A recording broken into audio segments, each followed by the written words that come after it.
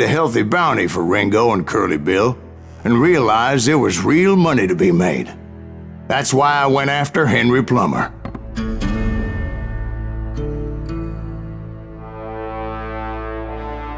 Now, wasn't he the sheriff who augmented his income by shaking down miners and robbing gold shipments? That's the one.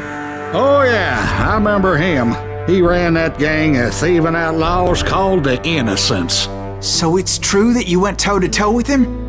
Indeed I did, son. Indeed I did.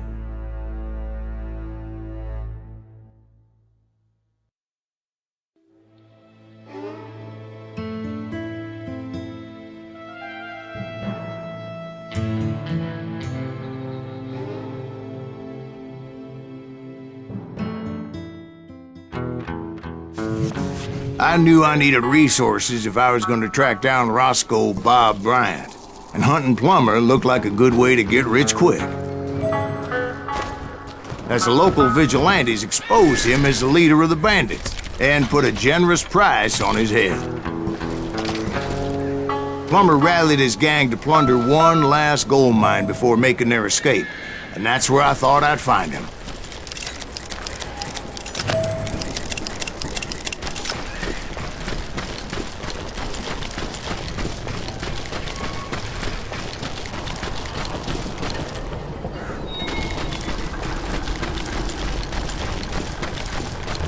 It makes me nervous standing so close to all these goddamn barrels of gunpowder. Why would you be nervous? No one has the cojones to come after us. As long as you don't light up a cigar, we're fine. Besides, George is up there on the rocks with that rifle of his. Nothing gets past him.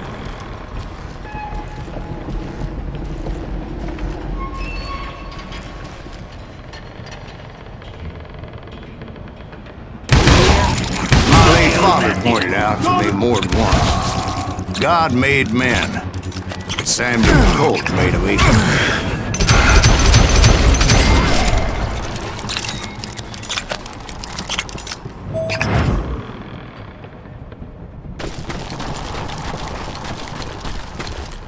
I knew that dynamite wasn't mine, so I decided the polite thing would be to return it.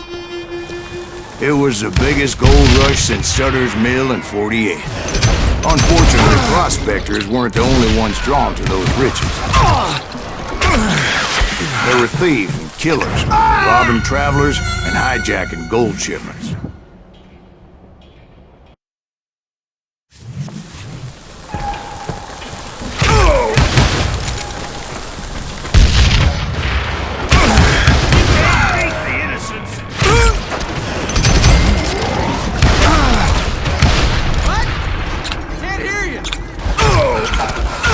Those that ran with Plummer.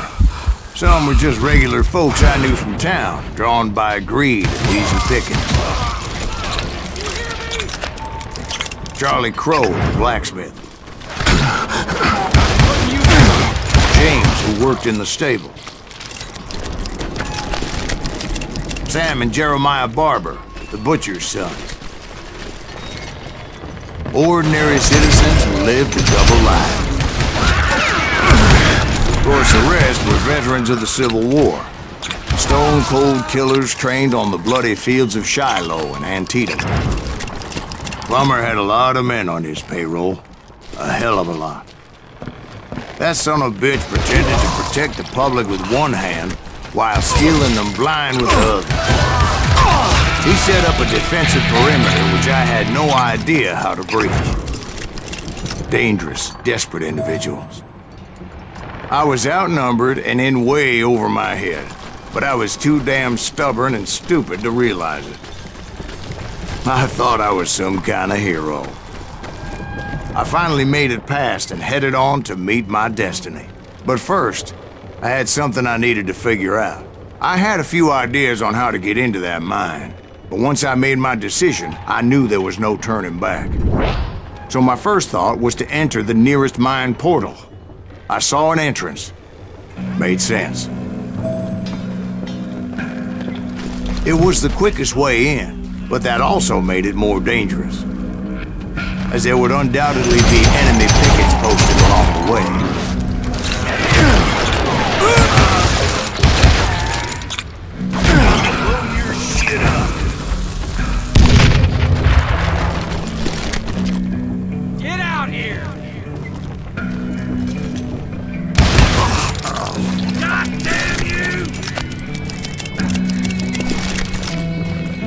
Besides, once you enter a mine like that, it's easy to get all turned around. Some of those shafts could be as deep as hell.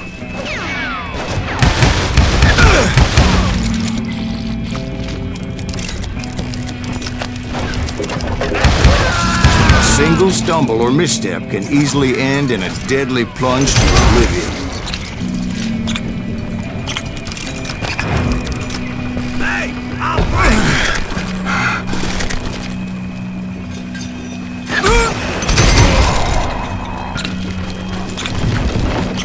Quick reflexes often make up for a lack of common sense. Luckily, I was never one to be easily bushwhacked. I would just need to be careful not to blow myself to kingdom come. With all that gunpowder and dynamite everywhere, a body has to know what he's shooting at. One wrong bullet could have turned that mine into a dad-blasted tomb.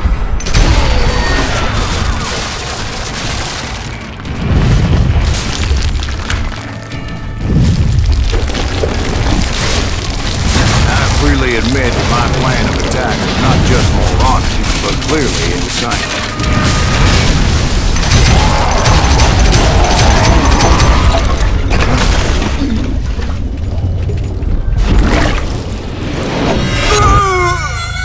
It's a good thing that I abandoned that ridiculous plan before I even tried it.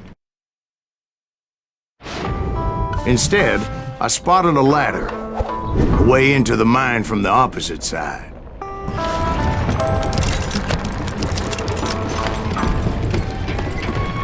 It was a long way around, but that approach seemed more sensible at the time. Of course, being I had a problem with heights, that scaffolding scared the bejesus out of me. Climbing down that ladder required some caution, because even though I had a younger man's reflexes, no man can dodge a damn bullet while climbing down a rickety ladder. I needed to make a leap of faith.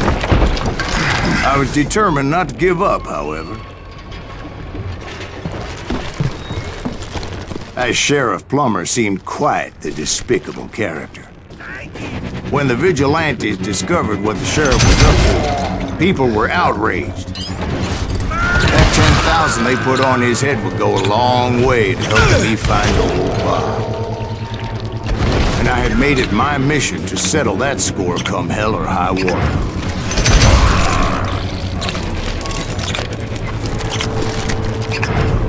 But first, I would have to make a choice. Take the elevator or climb the ladder.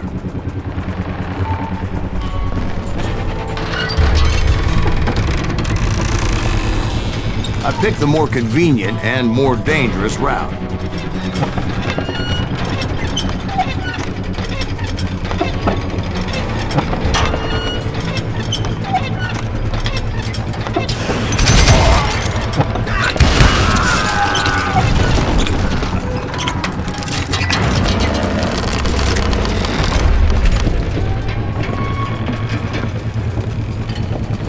Plummer was a mad dog killer, and the people of Nevada City deserved better. Nevada City? Well, I thought Plummer met his maker in Bannock, Montana. Right, well, he was the sheriff of both places at one time or another, but that's neither here nor there.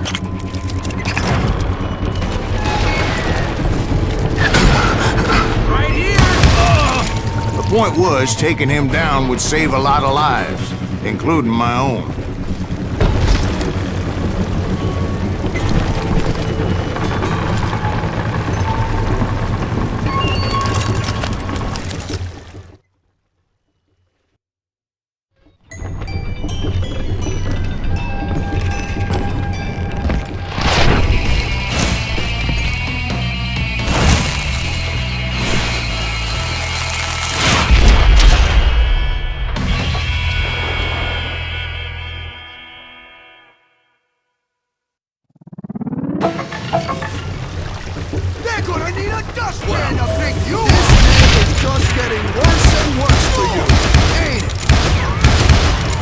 Plummer was clearly unhinged, and I could see right away that this was going to take some doing.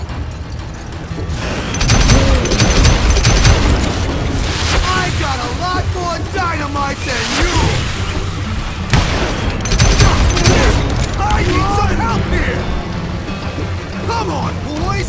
Take this cocksucker out! Hit him!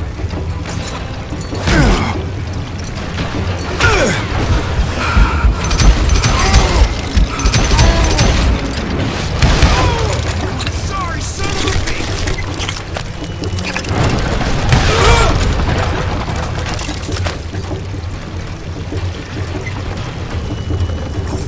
Catch this, you son of a bitch!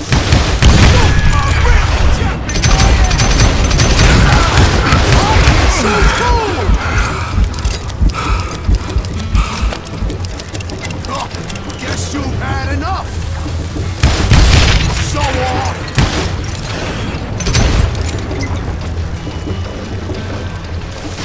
They're gonna bury you! A million pieces!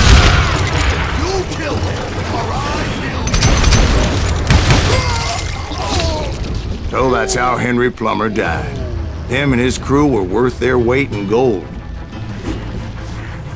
And now, I was officially a bounty hunter.